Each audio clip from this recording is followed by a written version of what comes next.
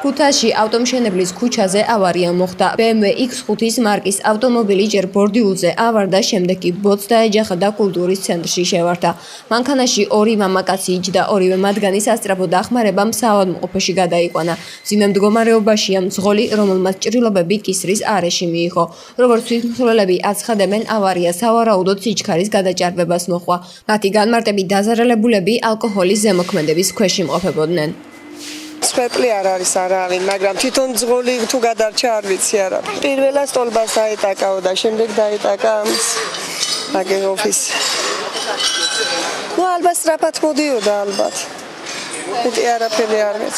დიახ, შემოვარდა ხო ეს ჩვენი არის ეს დაწესებულება და შემოვარდა დაწესებულებაში. დიახ, ორი იყო. აქეთ მანქანა იდგა და მე ის წავიდა წი.